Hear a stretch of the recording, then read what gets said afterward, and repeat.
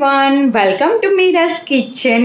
આ વિડીયોમાં હું તમને એકદમ ફાઇન બહાર જેવી મળતી હોય છે એ ટાઈપની ચીકીની રેસીપી શેર કરીશ। મોસ્ટ ઓફ બધાના ઘરે ઉત્તરાયણ પર ચીકી તો બનતી જ હોય છે, તો આ ઉત્તરાયણ પર તમે બી આવી રીતના ટ્રાય કરજો। તો ચલો જોઈ લઈએ રેસીપી। તો દાણાની ચીકી બનાવવા માટે અત્યારે મેં આવી રીતના ઝીણા દાણા એક બાઉલ જેટલા લઈ લીધા છે। હવે એને આપણે શેકી લઈશું। તો એક કઢાઈ લઈ લઈશું અને એમાં એડ કરી દઈશું। મીડિયમથી સ્લો ફ્લેમ ઉપર દાણાને શેકી લેવાના છે। કન્ટિન્યુ આવી રીતના હલાવતા રહીશું જેથી કરીને બધા દાણા ઇવનલી શેકાઈ જાય।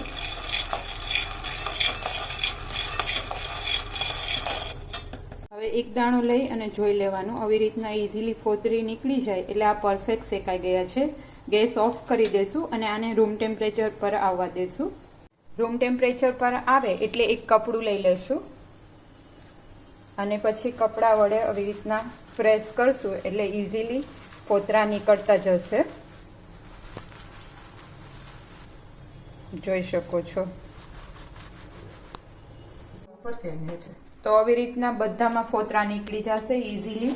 અને હવે જે ફોતરામાં હોય એને રિમૂવ કરવા માટે આવી રીતના ઝારામાં લઈ લેવાના દાણા અને આવી રીતના કરશો એટલે ફોતરા રિમૂવ થઈ જશે અને ખાલી દાણા જ રહેશે। આ ઇઝી ટ્રીક છે, તમે બહુ ઇઝીલી ફોતરાને રિમૂવ કરી શકશો। જો તમને સુપડાથી ના ફાવતું હોય તો આવી રીતના ઇઝીલી નીકળી જશે ફોતરા। તો દાણા તૈયાર છે। હવે આપણે ગોળ લઈ લેશું। અત્યારે મેં વાટકો એક ગોળ લઈ લીધો છે। આ બાઉલ દાણા છે તો એટલી ક્વોન્ટિટીમાં એક વાટકો જેટલો ગોળ લઈ લેવાનો છે।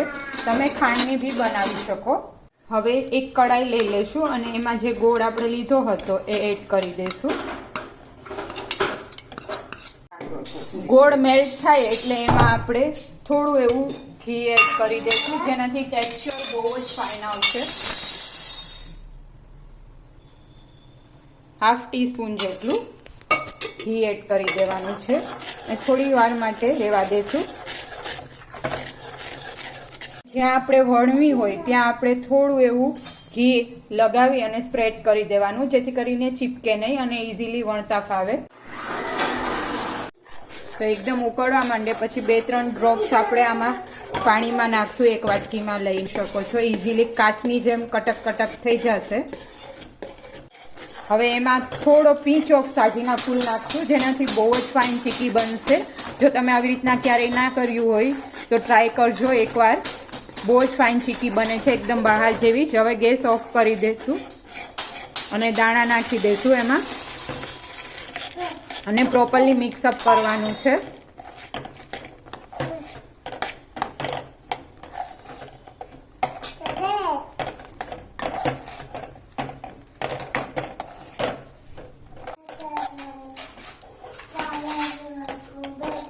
તો આવી રીતના પ્રોપરલી મિક્સઅપ થઈ જાય અને કોટ થઈ જાય, આ પરફેક્ટ માપ છે, તમે આવી રીતના કરી શકો। હવે આને આપણે મિક્સ થઈ જાય એટલે ઢાળી દઈશું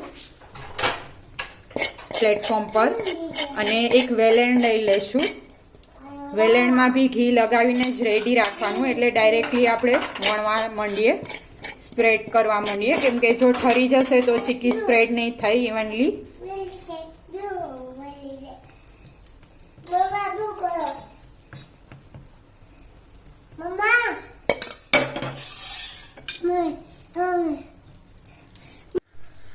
ઘી લગાવી અને ઇવનલી આવી રીતના સ્પ્રેડ કરી દેવાની। જેટલી પતલી જોતી હોય તમારે એ રીતના સ્પ્રેડ કરવાની રહેશે અને આ પ્રોસેસ થોડીક સ્પીડી કરશું જેથી કરીને જામે નહીં। હવે જ્યારે ગરમ હોય ત્યારે જ આવી રીતના કટર અથવા તો તમે ચાકુના હેલ્પથી બી આવી રીતના કટ કરી શકો જેથી કરીને જ્યારે સુકાય તો ઇઝીલી કટ થઈ જશે।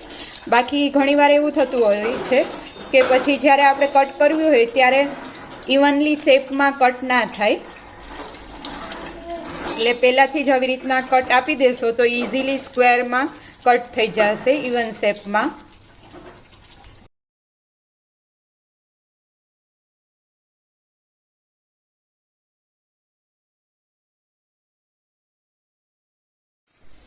ઠરે એટલે આવી રીતના ઇઝીલી રિમૂવ થતી જશે, આપ જોઈ શકો છો. અને જે આપણે કટ્સ લગાવેલા છે એટલે ત્યાંથી જ એ કટ થશે.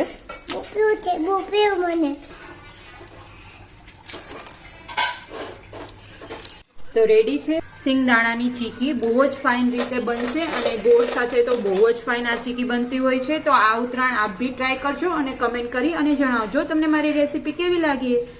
Thank you for watching my video.